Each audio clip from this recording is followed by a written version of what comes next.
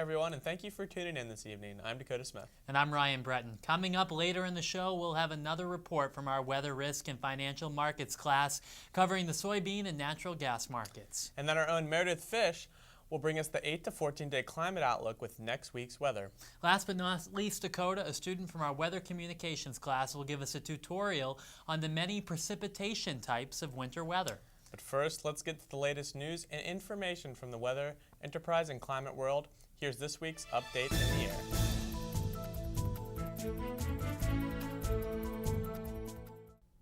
A recent study published last week, unseasonably warm weather was felt across various cities in Europe.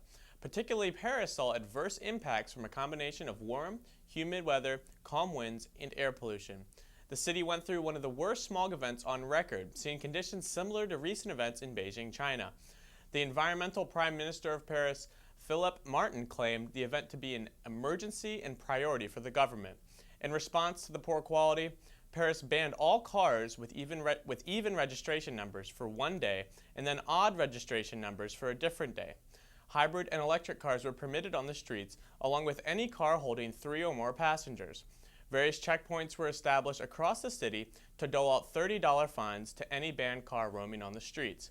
Free public transportation was offered via trains and buses to aid in any inconvenience the situation created.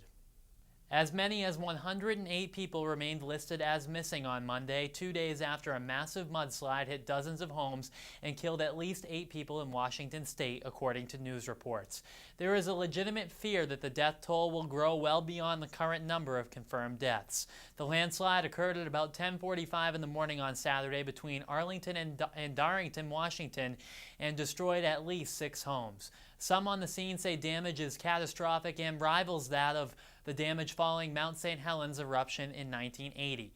The debris field has been described as quicksand-like, making rescue operations extremely hazardous. Heavy rain in the area previously this month is to blame for the cause of the slide, according to officials.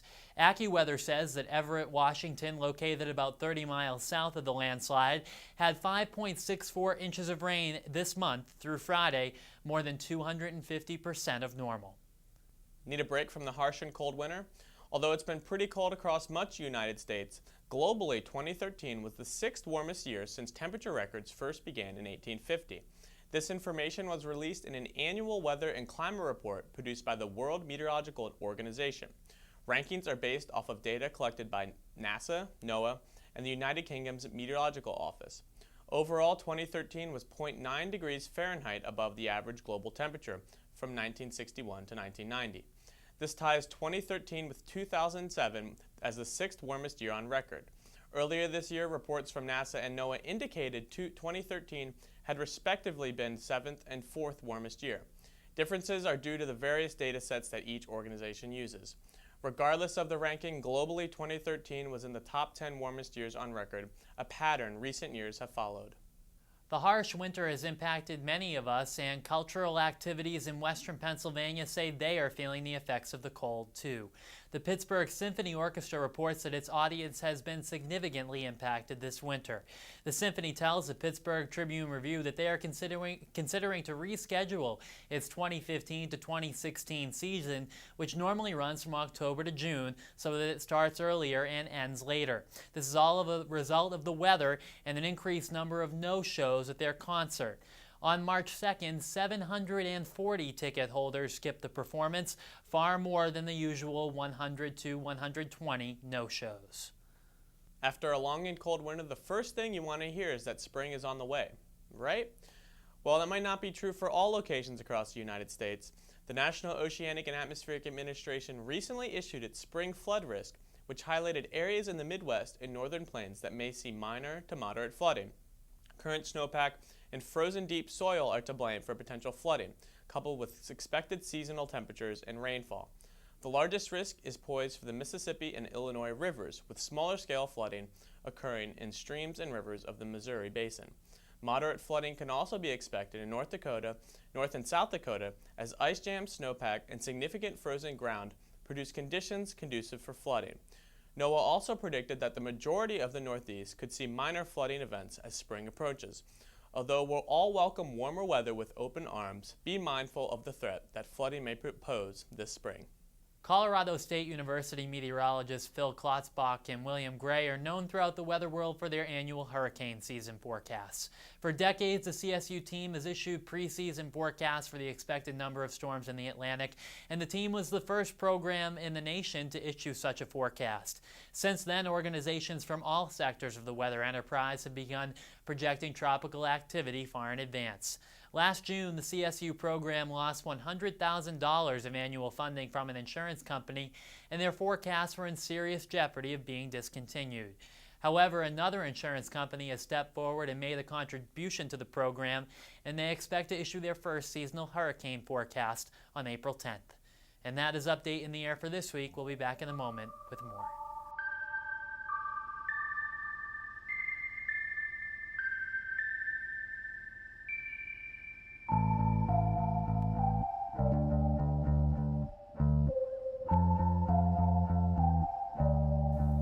Thank you for staying with us here on Up in the Air.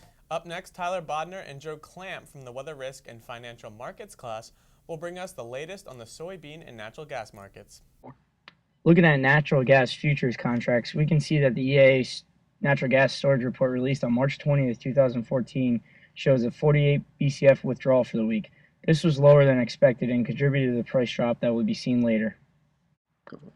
Moving on to storage comparison, we can see that storage this year continues to trend well below the 5-year average. Also, we can see that storage is well below the minimum of the past 5 years. Moving on to price trend analysis for the June 2014 natural gas contract, we can see that prices dropped significantly in the last 2 weeks.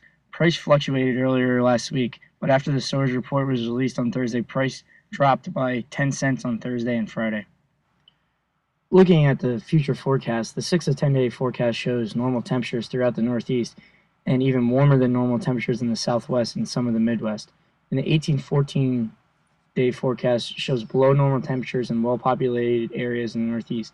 The 8 to 14 day forecast produced by NOAA supports a bullish outlook for this week in the natural gas market after the price dip last week. Now on to soybeans. This candlestick chart shows the May 2014 soybeans future contract prices between September 27, 2013 and March 23, 2014. The chart illustrates the opening and closing prices for each day between these times. The red bars mean that there was a net loss in price for the day, while the green bars mean that there was a net gain in price over the day. The latest closing price for the market was $14.25 as of March 23, 2014. Now let's move on to the harvest in South America. The harvest season in Brazil is just about over at this point, with 70% of soybeans already harvested throughout the country. So far, there have not been any slowdowns to the harvest due to rains in the region. The port delays at Paraguay continue to rise, with the current estimate as of March 20, 2014 to be 53 days long. These logistical issues for Brazil help to bolster the prices of soybeans, since the crop will take longer to get into the market. Finally, the harvest in Argentina is set to start very soon, with the production set at 54.5 million metric tons, which is virtually unchanged since the start of 2014. Now let's take a look at the U.S. soybean export demand. The U.S. soybean export demand continues to stay strong due to the demand for soybeans from China. The U.S. has seen a record amount of soybean exports over the 2013-2014 planting season. This increase in demand has helped to lead soybean prices above $14 mark for the May 2014 futures contract. However, this demand is expected to diminish within the next few weeks due to a large stockpile of soybeans already inside the country. Now let's take a look at next season's expectations from the USDA. The USDA estimate for the 2014-2015 season acreage will be released on March 31st. Currently, the market expectations are that there will be a record amount of acreage planted for this soybean season. The estimates are about 3.9% increase in acreage over the last year to put total planting at 79 million acres. This increase in acreage is due to better return on investment from farmers planting beans. Furthermore, this increased acreage will support lower prices for soybeans in the near future, which the USDA puts at around $9.65 per bushel. For Up in the Air, I am Tyler Bodner. And I'm Joe Clamp.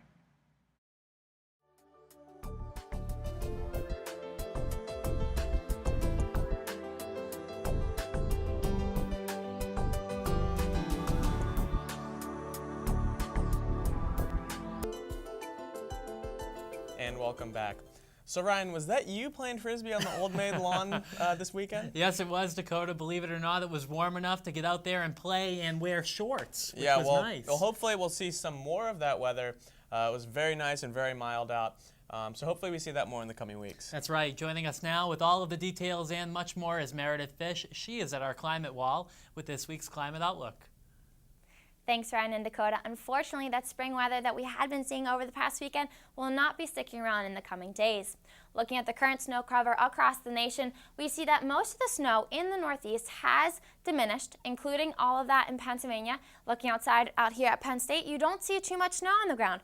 Thankfully, most of that is still in the Maine and New Hampshire mountains and will hopefully stay there. We have a total of 21% of the nation covered in snow, with most of that being in the Rocky and Sierra Nevada mountains.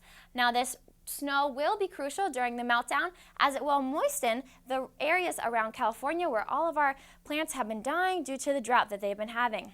The temperature outlook for April 1st to the 7th is staying below normal for much of the Northeast and the Midwest.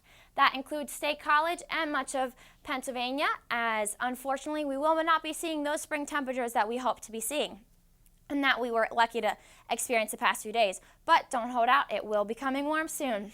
And sticking with the trend that the West has had all season, they will be staying above normal for the coming days. Lucky for them, I wish I was outside over there. Now looking at our precipitation outlook, we see that much of the East and the Midwest will be sticking above normal. Now hopefully this precipitation will be in the form of rain and not snow, as I know for one, I am done with the cold and snow. I'm ready for spring. And sticking with the same trend that they have had, the Southwest will be sticking below normal as they have been throughout this winter.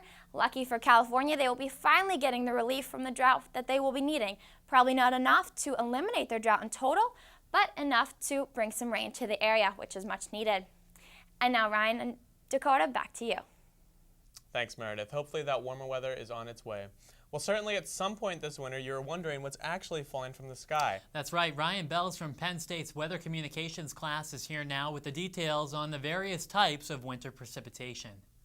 Look, it's what you might ask? I don't know. I think it's snowing outside. No, it's sleeting. No, it's freezing rain. No, it's raining. Still not sure? That's understandable because Mother Nature has surely provided Happy Valley a winter with a lot of precipitation. And that precipitation has come in many forms, but what is the difference between them? According to EarthGauge.net, in the winter, precipitation usually starts out as ice or snow crystals at cloud level. The type of precipitation that falls from the clouds and reaches Earth's surface depends on the temperature of the air it falls through. Let's start with rain. Rain begins as ice or snow crystals in the clouds. Once they become too heavy, they fall through the freezing level and enter a warm layer of air, forming rain. When the layer of warm air continues all the way to the surface, the precipitation will reach the surface as rain. Next is freezing rain. Freezing rain, similar to rain, falls through the freezing level, enters a warm layer, and then crosses through a thin layer of cold air close to Earth's surface, causing the temperature of the raindrops to drop below freezing. The droplets then strike frozen ground, immediately freeze on impact, and create a thin layer of ice. Then comes sleet. Sleet forms when rain crosses into the cold layer of air near the surface, and that layer is deeper than the layer that would form freezing rain. The deeper layer of cold air will cause the rain to freeze and form sleet. Finally is snow. Snow falls from the clouds and does not pass through a layer of air warm enough to cause it to melt. Therefore, it stays in the form of snow all the way to the ground. It's important to be prepared for any kind of winter precipitation, and next time you're outside during a winter storm, you will know what precipitation is falling. For Up in the Air, I'm Ryan Bells. And that's going to do it for tonight's episode. We'd like to thank you for tuning in this week, and we hope you've enjoyed our content featuring a variety of news from the weather enterprise and climate science community. We'd also like to thank Tyler and Joe from the Weather Risk class for their report tonight. And we'll be back right here next week with more great content from students here at Penn State. And Dakota, we will continue to keep our fingers crossed for some warmer weather. In the meantime, I'm Ryan Breton. And I'm Dakota Smith. Join us next time, Up in the Air.